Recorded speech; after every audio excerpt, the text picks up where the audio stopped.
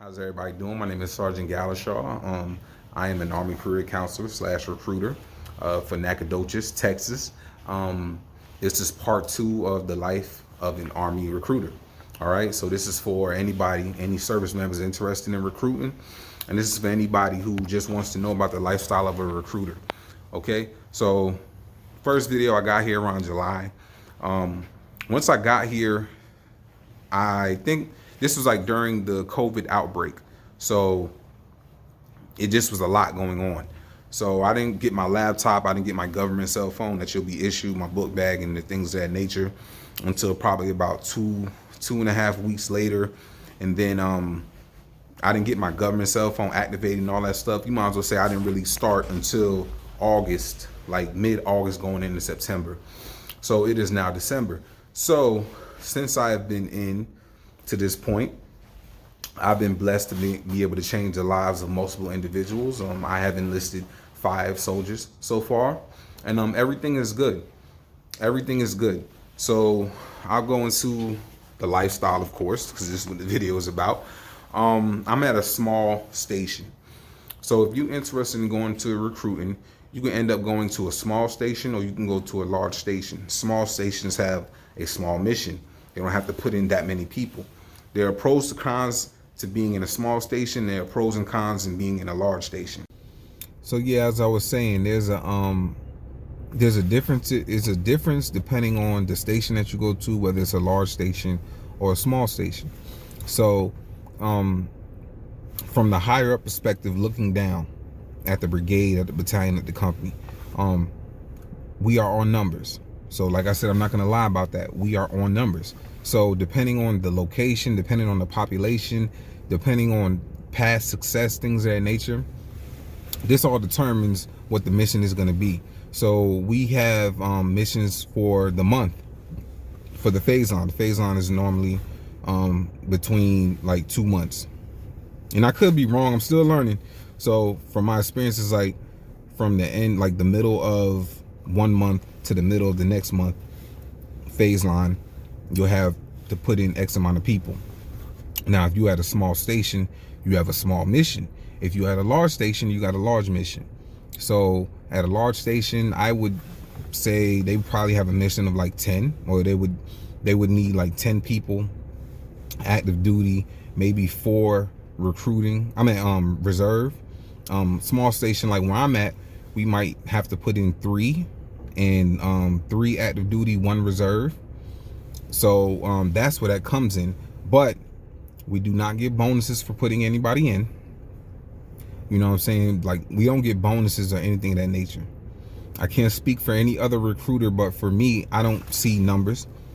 Each one of the soldiers or future soldiers that I have dealt with or that are joining through me, I keep in contact with, and they're like family to me.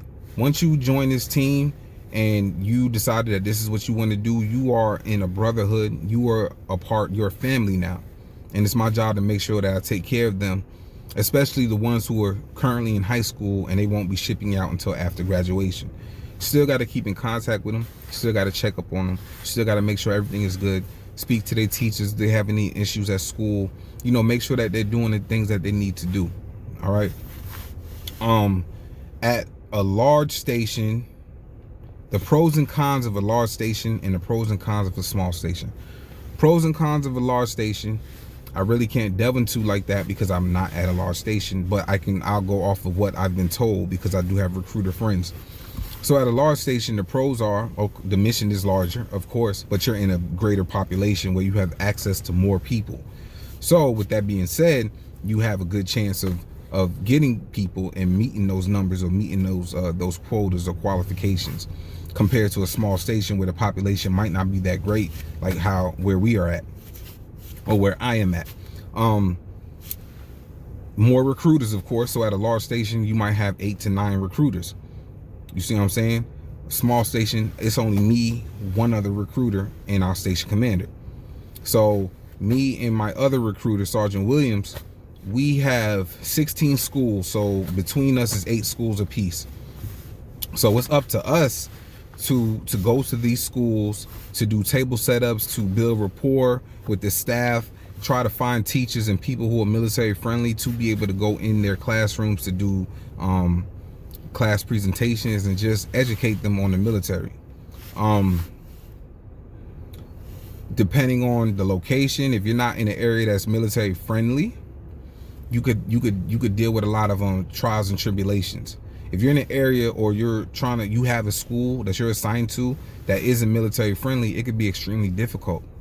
Now, all schools have to allow a military presence in the school because they're all funded federally, and that's one of the qualifications. In order for you to get the funds federally, you have to allow a military presence in the school.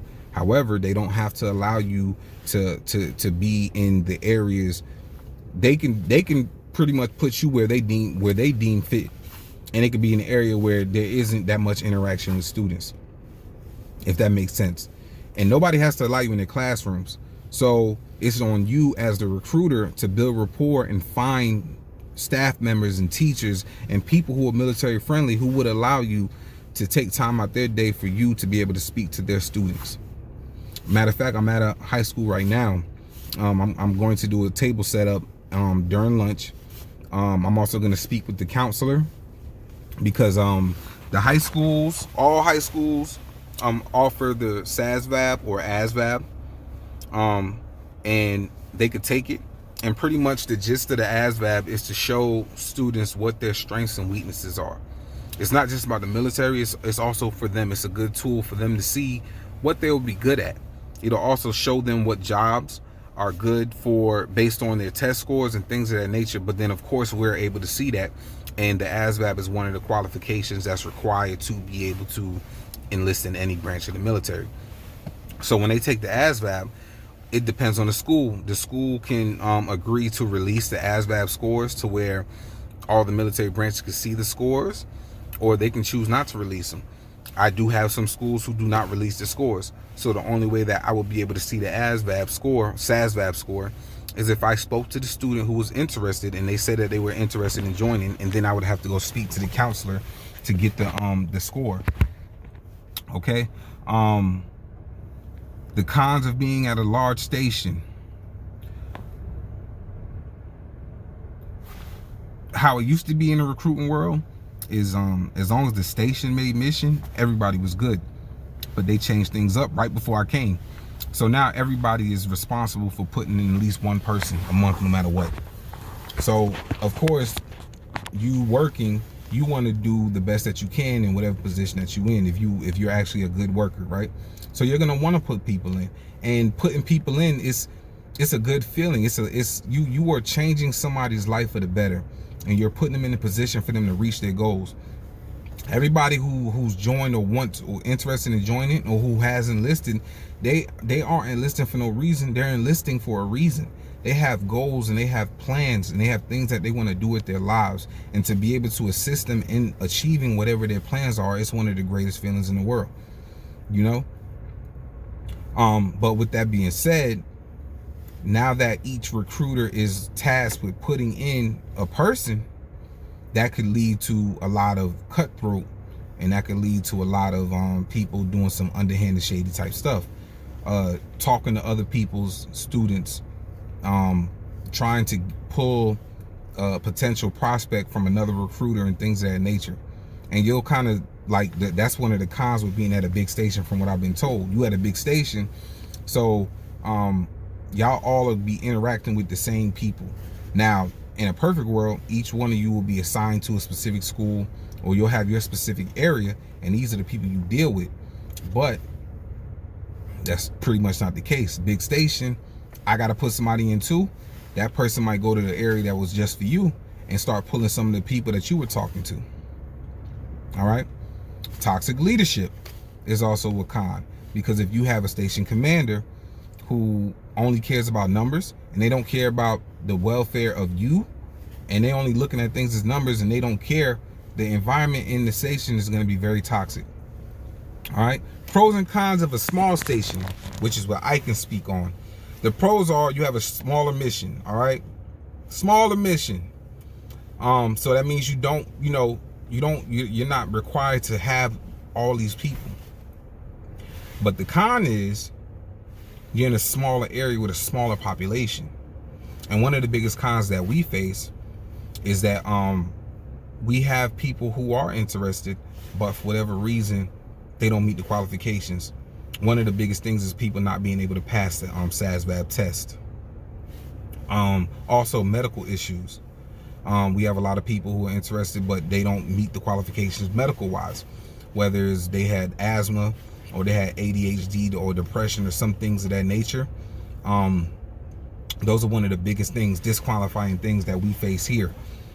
Being at a small station, it's like I said, it's just me and one other recruiter. So it's like, it's hard to really get time off, because when one is gone, you cutting our production in half, you know? So it just makes it a little bit more difficult to put people in. The pros are, it's not a toxic environment because it's a small station, you know, so there's more than enough areas and things of that nature for us to equally be able to communicate with people and not step on each other's toes and things of that nature, if that makes sense. Where I'm at, I have a good station commander who does care about us, and he cares about the future soldiers that we enlist. And that's the truth. If it wasn't, I would go in here and I would tell you. So for me, I'm in a good position. I'm in a small area, but I have a good station commander, so the environment is good. And the other NTO that I work with, he's a very good dude, very knowledgeable, and any question that I have, he is always willing to answer these questions for me and help me out. You know, there's been instances where I may have been busy, and I had to, you know, I'm out at a school or I'm out prospecting, and I couldn't deal with applicants or prospects that I was talking to, and he did it for me, you know, and vice versa. So those are some of the pros and cons. But so far everything is good. A regular day for me is I'm at the station by 09. The first thing I start doing is I start prospecting, because you're always looking for prospects. You're looking for people who have the potential to enlist in the military. So for the most part, during the daytime, you're online prospecting, or at least for me. So I'm on Facebook, I'm on social media, and I'm looking at people. You know, I'm looking at high school students who attend the schools that I'm assigned to. Find them on social media, I add them as friends, look and see if they're good people, if they meet the qualifications visually from what I can see to the best of my ability. I'll take notes of the potential candidates. I'll get their contact information and things of that nature.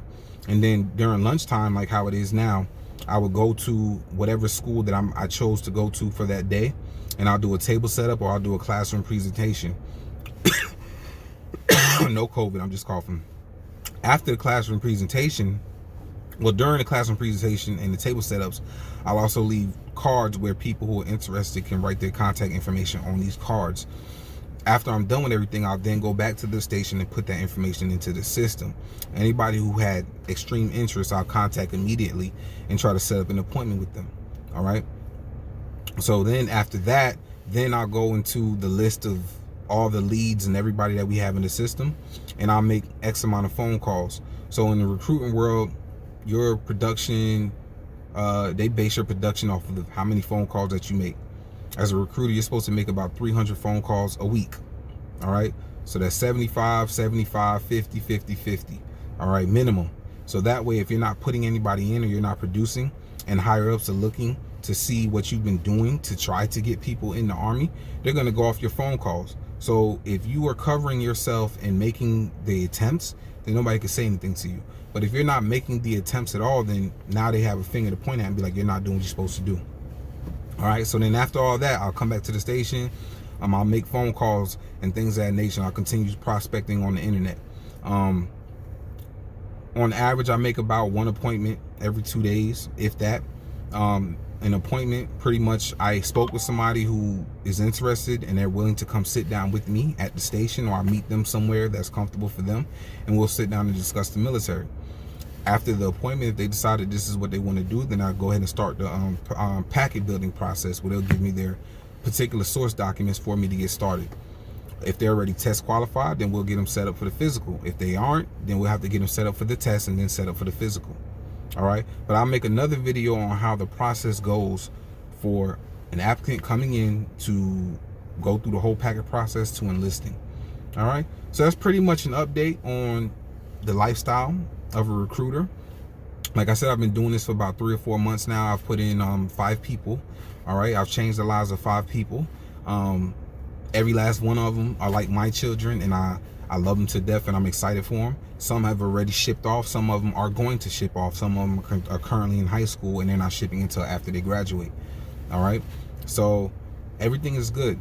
It's a whole different 180 from the front lines. As far as, when I say front lines, I mean being in active duty Army, like you're on a duty station. It's different. You know, it's different. And I'll go more into that in another video as well. But that's pretty much it. I hope you all have a good day. And if you have any questions, concerns, or if you're interested in the service, feel free to contact me anytime. I'm an open book. All right, goodbye.